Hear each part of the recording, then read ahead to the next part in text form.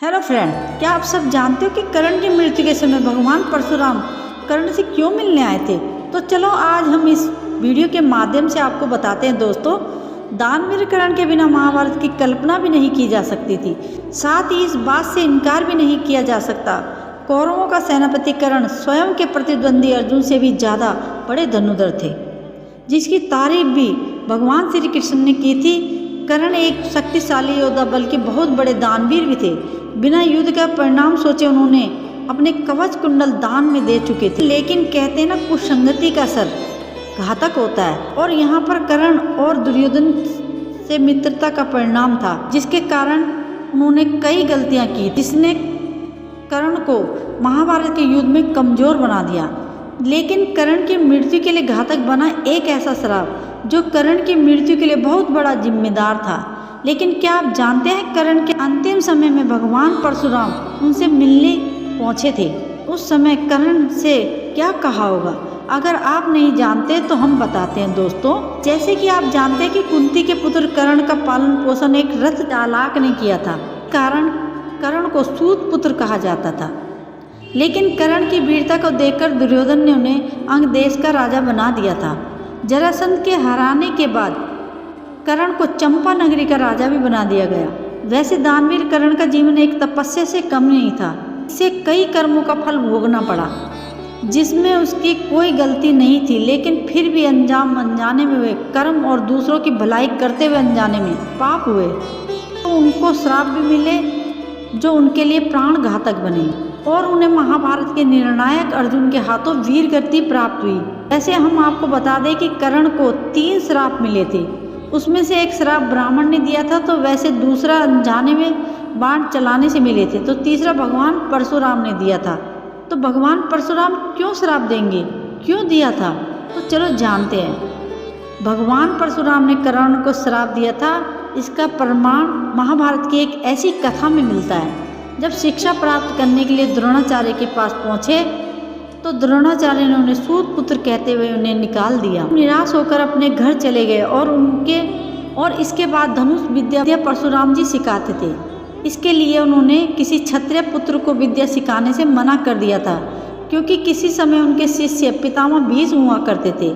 तब उनके द्वारा किए गए पाप की वजह से परशुराम जी ने उस समय यह वचन लिया था कि आज के बाद वे किसी भी क्षत्रिय को विद्या नहीं सिखाएंगे, क्योंकि उस समय उन्होंने एक पाप किया था कि अंबिका स्वयं काशी नरेश की पुत्री उनको जबरदस्ती उठा लाए थे, और अपने सौतेले भाई चित्रगंध और विचित्र वीर्य के साथ जबरदस्ती विवाह करवा दिया था। उसमें से अंबिका अम्मा ने भीष्म से विवाह करना चाहती थी।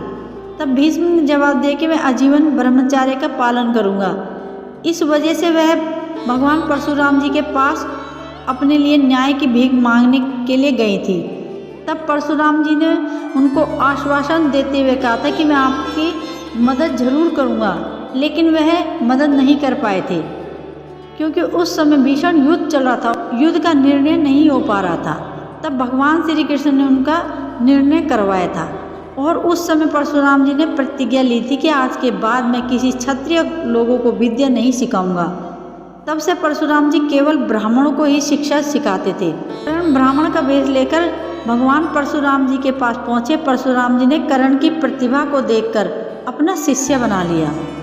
एक दिन परशुराम जी शिक्षा देने के बाद बहुत थक जाने की वजह से वह थोड़ा आराम करना चाहते थे, और उन्होंने कहा, कर्ण मैं आराम करना चाहता हूँ। तब कर्ण ने अपने गुरु जी को अपनी जांघ पर सर रखकर सोने के लिए कहा। परशुराम जी वहीं पर सो गए।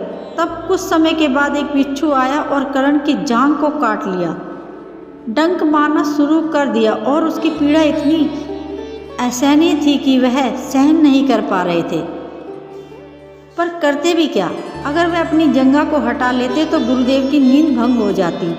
तो इस कारण कर्ण ने जंघा नहीं हटाई, और उसके बाद बिच्छू डंक पर डंक मारने की वजह से गरम गरम खून निकलने लगा, और वह गरम खून परशुराम जी के शरीर से लग गया, और परशुराम जी तुरंत खड़े हो गए। परशुराम जी ने कर्ण से कहा, इतना घनघोर पीड़ा कोई ब्राह्मण कैसे सहन कर सकता है? ऐसी पीड़ा सहन करने वाला कोई ब्राह्मण नहीं हो सकता। तुम जरूर कोई क्षत्रिय हो, इसलिए मैं तुम्हें श्राप देता हूँ कि जब तुम्हें इस विद्या की सर्वाधिक जरूरत होगी तो तुम इस सारी विद्या भूल जाओगे। इस तरह परशुराम जी ने कर्ण को श्राप दिया। जब कर्ण और अर्जुन का कुरुक्षेत्र में युद्ध चल रहा था, परशुराम जी ने दी गई विद्या को कर्ण भूल जाने की वजह से कर्ण की मृत्यु हो गई थी।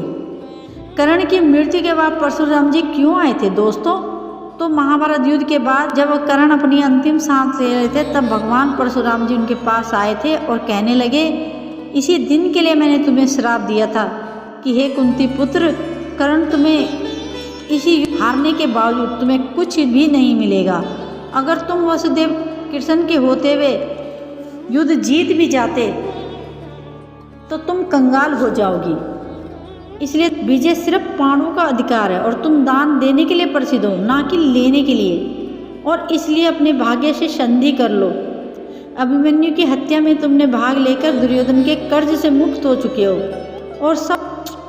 और सब कुछ जानकर भी अनजान ना बन पुत्र।